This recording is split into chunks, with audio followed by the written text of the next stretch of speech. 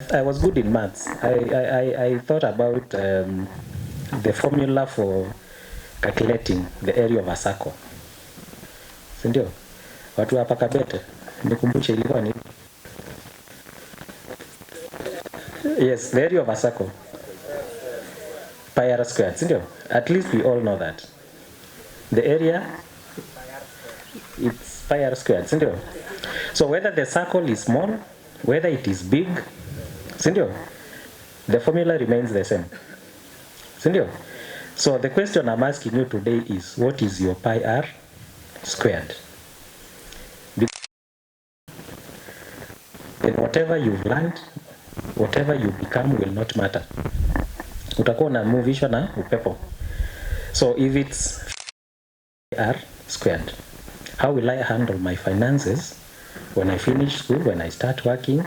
How do I handle my finances now? Some of us are on help, sindio? Hiyo 35k ikiingia, unaitumia aje? Kuna wenye inaingia within 2 days, kaput. Sindio? Kuna wenye wana spend before they get it. You've already spent, you know. Uko nafuliza Tala, sijui Mshwari, sijui wapi. So ikiingia, you are sorting bills that you spend because you are expecting some money. There are some that use the help money to pay their school fees. Others, they educate their siblings. Others, they invest. Others add on to what they are earning in campus. You know, nowadays with digital platforms, you can still make money while studying. So you have to define your pi r squared now. Because I usually tell people, if you get 100 bob now, even when you earn 100,000 or 1 million, you will not be able to save 1,000 because you have not determined your pi r squared about your finances. And these are the things that will make a difference when you leave school. You've seen the case of two teachers employed at the same time, earning the same salary. One has progressed, the other one has not. What is the difference? It is how they handle their finances.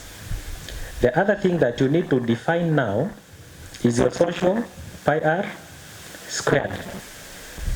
The kind of people that you hang out with. Kama una hang out na walevi, sindio? I used to have a roommate alikuwa mtu wa ile sigara mrefu. So akivuta ile ngambo ingine hata mimi navuta somehow. So if those are the kind of people that you're hanging out with, do you think you'll get something meaningful out of it? Sindio? They say, show me your friends and tell who you are. Simple as that. So if you hang out with people who are creative, people who are thinking about their tomorrow, people who are thinking about their present, people who are thinking about their families, how do I make my life better? How do I improve my social status?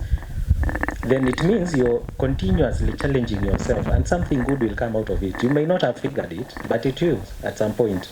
So you have to define your social status, your social pi r squared now.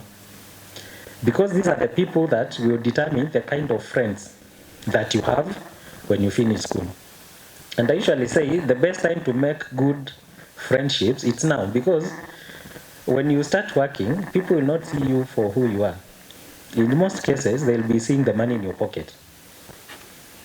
They want to be friends with you because they know you can offer something. But say you want to in quotes. Sindio? Yeah?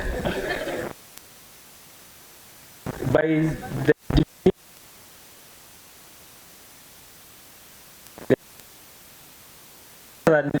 nasikia kuna wenye wanawekwa, kuna wenye wanawekana, so sijui, but I'm looking at a normal student. Sindio? A normal student, you don't have much at your disposal. Sindio? You basically have enough to, to survive the campus. Sindio? There are those who are way ahead. Maybe you've stable parents who are, facilitating you more than what you need, which is okay, but it's not your money. Umesota bando. It's not your money. Sindio? Usiringia watu na pesa ya kupewa. Hiyo topic izimwa, you become a beggar. Sindio? By the way, usiringia mtu na pesa ya kupewa. Yes, ile yako umefanyia kazi, that is your money.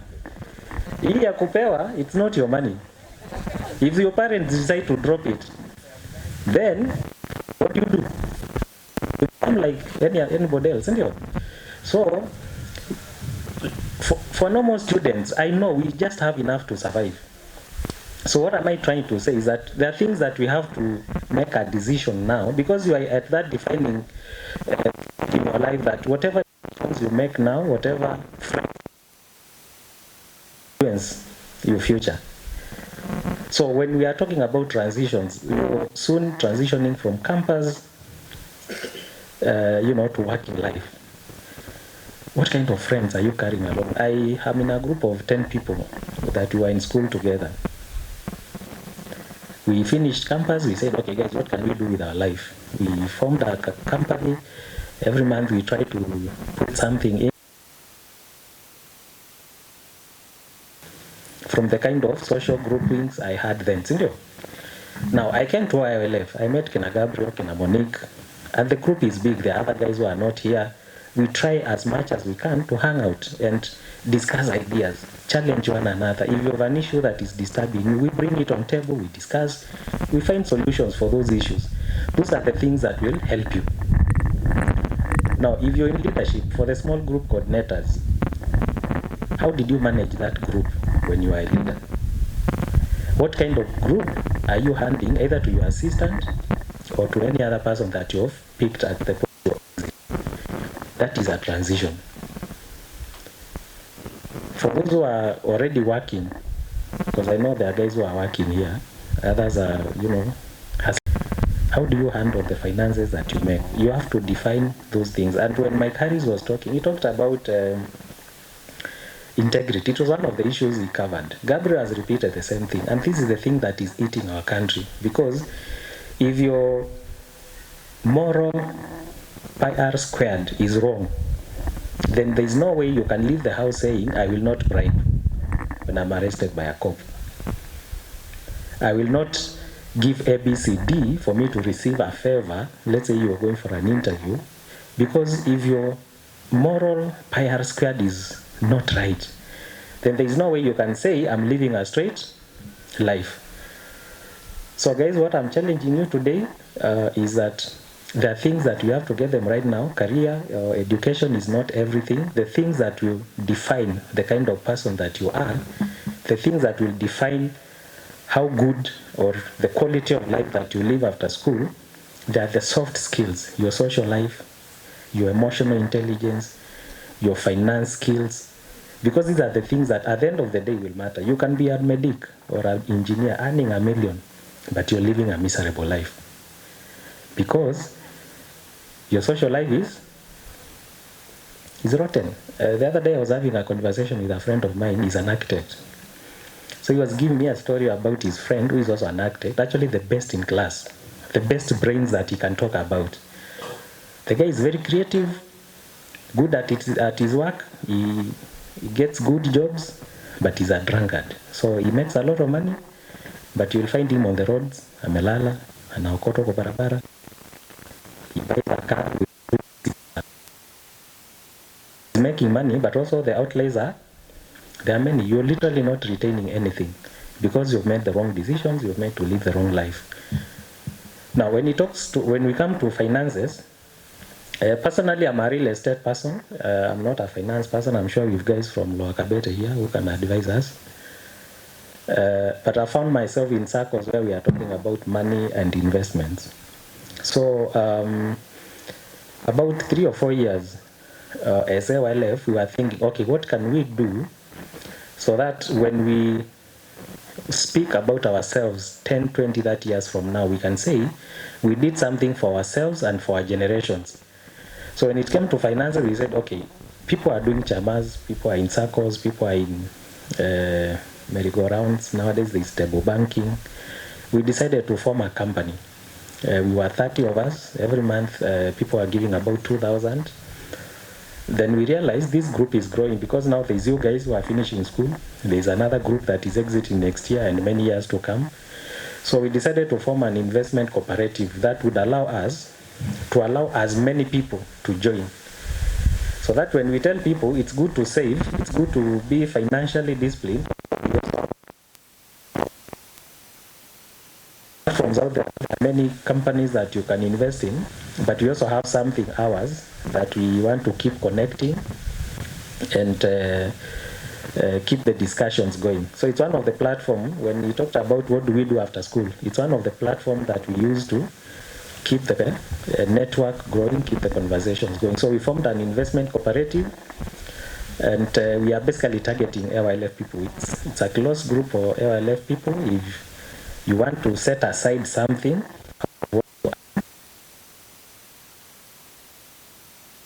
by paying 1,000 bob, then every month the minimum amount that you can save is also 1,000 bob. So that is one of the platforms.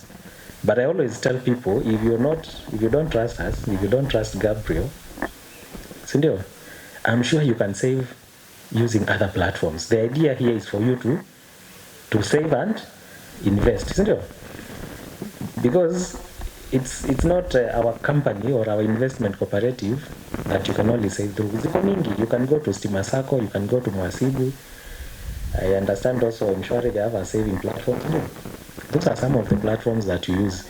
But in our case, because we know each other, we are friends. Gabriel has really talked about friendship as one of our values. We want to keep this network growing. We want to keep these conversations going. We want to help you. The idea is, out of the shillings that you're making, take something aside, keep it for tomorrow. Because you never know what tomorrow holds. Yes. But I think my take home today, I want you guys to define your pi r squared. Because once you define it, however big the circle, however small the circle, whatever challenges life brings your way, whatever transitions you go through, you've already defined how you want to live your life. You've already defined how you want to. If you're a leader, someone talked about, I think he said he wants to engage in politics. You have already defined the kind of leader that you want to be. So whatever environment you find yourself, because you've already defined your pi r squared.